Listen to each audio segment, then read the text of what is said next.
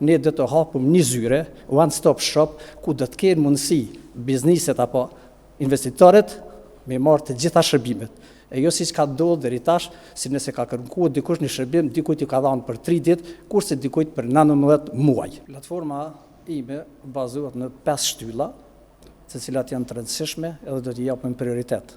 Mbi gjitha do të jetë zhvillimi ekonomik dhe punësimi, ku do të përfshihet edhe bujqësia, arsimi dhe inovacioni, shëndetësia dhe mirëqenia sociale, infrastruktura, urbanizmi, ambienti dhe shërbime publike, gjithashtu do t'i kushtohet një kapitull veçantë për rinin, kulturën, sportin dhe turizmin. Sa përket zhvillimit ekonomik, e kena bërë se prioriteti parë, për arsye se kur kemi zhvillim ekonomik, atëherë kemi edhe investime, edhe infrastrukturë, edhe në arsim, edhe në shëndetësi. Prioriteti i parë që do të jetë në periudhën 3 mujore, ne do të hapim një zyre, one stop shop, ku do të kenë mundësi bizniset apo investitorët me marrë të gjitha shërbimet. E jo siç ka ndodhur deri tash, si nëse ka kërkuar dikush një shërbim, dikujt i ka dhënë për 3 ditë, kurse dikujt për 19 muaj.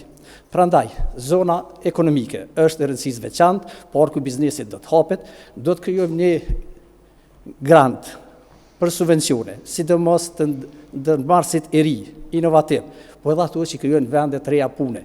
Gjithashtu, në 6 mujorin e parë, ne do të identifikojmë të gjitha investimet kapitale që mujnë me zhvillu me partneritetin publiko-privat.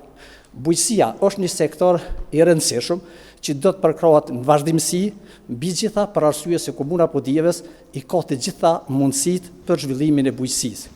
Sa përket investimit bujqësi, një rëndësi të veçantë do t'i jap edhe plotësim ndryshimit të rregullores për ndarjen e subvencioneve granteve, për arsye se ka pas keq përdorime, për arsye që do të kërkojmë që do të krijohen mekanizma që cilët do të mbikëqyren që zakonisht subvencionet me shku të vendi i duhur. Sa përket arsimit, arsimi dhe inovacioni, kush investon në arsim, gjithashtu ta kuptojmë që investon për tashmë ndërmarrje. Faleminderit.